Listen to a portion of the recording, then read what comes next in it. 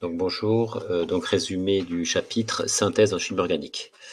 Alors, donc quelles sont les différentes étapes pour obtenir un produit pur, hein? Quand on fabrique un produit, on veut qu'il soit pur. Donc il y a 4 étapes.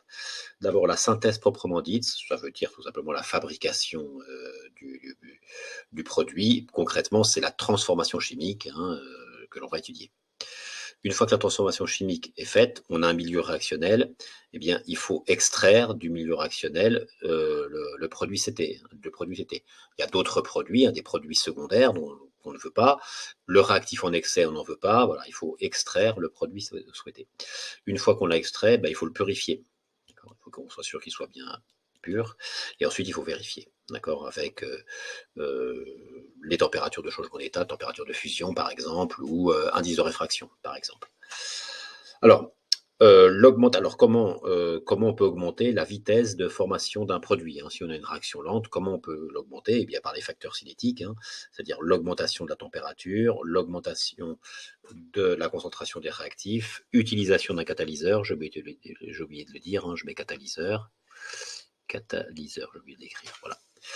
Alors, si on veut augmenter la température, il faut utiliser le dispositif qui s'appelle montage pour chauffage à reflux, hein, c'est ce dispositif qu'il faut un peu connaître, hein. Il faut connaître un peu les termes, ballon, le milieu réactionnel est là, hein, le mélange réactionnel est là, des pierres ponces pour avoir une ébullition régulière, hein, parce qu'on a un récipient lisse, dans les liquides bouent mal dans les récipients lisses, il faut mettre des petites aspérités, hein, dans les pierres ponces, c'est des pierres poreuses, il y a des aspérités, et les bulles se forment bien sur les aspérités, donc comme ça on a une ébullition régulière. Chauffe-ballon, élévateur, donc les vapeurs d'eau, les vapeurs montent, le liquide bout, les vapeurs montent. Alors là, c'est ouvert, hein, ici, donc si on fait rien, ben, tout se transforme en vapeur. Donc du coup, on met un réfrigérant vertical ici, donc entrée d'eau froide. Les vapeurs se refroidissent et retombent. C'est pour ça que ça s'appelle le reflux. Le reflux, ça veut dire que ça retombe. Voilà, donc ça, il faut connaître. Alors ensuite, le rendement, il faut connaître la définition. Le rendement, ben, c'est la quantité de produits souhaités expérimentale, hein, après purification, extraction-purification, divisé par la quantité de produits CT maximale théorique. C'est-à-dire que là, on suppose que la réaction est totale et on suppose que l'on fait aucune perte dans les étapes de purification et de séparation. Voilà, donc le rendement est donc x 100 après. Et donc, voilà, si on a un rendement de 100%, bon,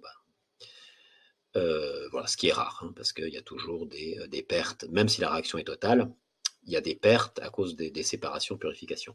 Alors on peut avoir la même formule avec les masses, hein, voilà. Alors je fais un petit rappel sur les calculs de quantité, donc il y a 3 formules. Donc ça, la formule, donc petit n, la formule petit m sur grand M, par exemple pour les solides, hein, voilà.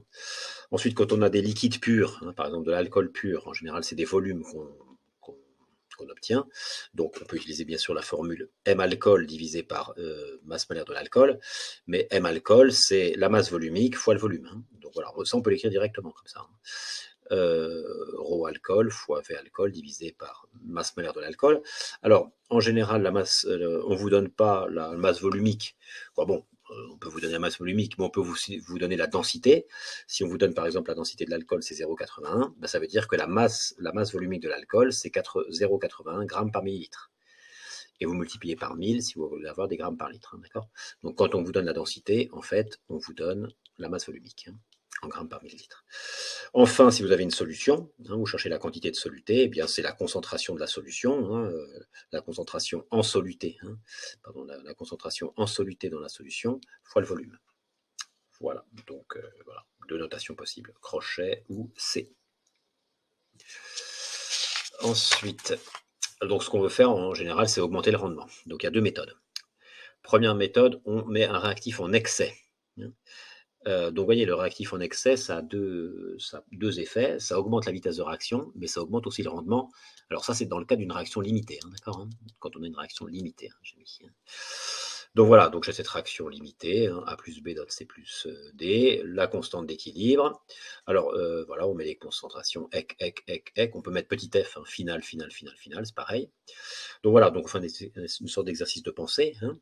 Une fois l'équilibre chimique atteint, voilà, donc voilà, on a ces concentrations-là, eh bien, on rajoute du réactif A. Donc, du coup, la concentration du réactif A va augmenter. Hein. Je vais l'appeler A1. Voilà, ici. Sinon, tout le reste est pareil. Mais donc, du coup, les dénominateurs augmentent. Donc là, je calcule le quotient de réaction. Donc, du coup, on a Q qui est inférieur à Kek. Hein. Donc, là, je l'écris. Hein. Si la concentration A1 est supérieure à la concentration à l'équilibre, donc Q est inférieur à Kek. Et quand le quotient de réaction est inférieur à la constante d'équilibre, eh bien, on sait que la réaction se poursuit dans le sens 1, dans le sens direct. Direct. Hein. On dit aussi l'équilibre chimique se déplace dans le sens direct. Hein. On peut dire aussi comme ça. Deuxième méthode. Eh bien, on élimine un des produits. Donc, on va éliminer C, par exemple. À l'équilibre, une fois à l'équilibre, on élimine C. Donc, si on élimine C, voilà, ici, on a 0. D'accord? Donc, voilà. Ici, on a 0. Donc, le quotient de réaction est nul. D'accord? Le quotient de réaction est nul. Donc, on a Q qui est inférieur à Kek. La réaction se poursuit dans le sens 1. Alors, concrètement, comment on élimine C, hein, voilà. Eh bien, par exemple, si le produit C a une température d'ébullition plus basse que les autres, hein, la température c'est la plus basse, eh bien, on peut l'éliminer par distillation. C'est ce que j'ai écrit ici. Hein. Si le produit à synthétiser possède la température d'ébullition la plus basse, hein, par rapport aux autres espèces chimiques, eh bien, on utilise un montage de distillation que voici, qu'il faut un peu connaître. Donc, milieu réactionnel, hein, c'est-à-dire mélange réactionnel, pierre-ponce, chauffe-ballon, élévateur, ça se met à bouillir. Donc là, on a un mélange de vapeur.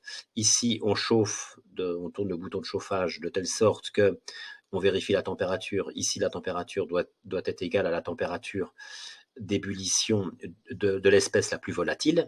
Hein, l'espèce la plus volatile, c'est-à-dire dans notre cas, le produit souhaité.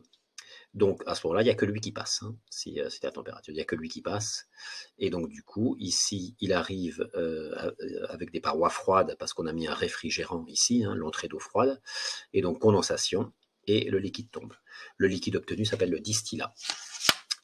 Enfin, polymère et monomère. Je prends un exemple avec le PVC. Donc, on a une très longue chaîne carbonée périodique, avec un motif, hein, et ce motif, on appelle ça le monomère. Hein. Donc, il faut regarder la période spatiale, hein, donc ici, et après, on recommence ici. Donc, ceci, c'est le monomère, et l'ensemble, là, c'est le polymère. Voilà.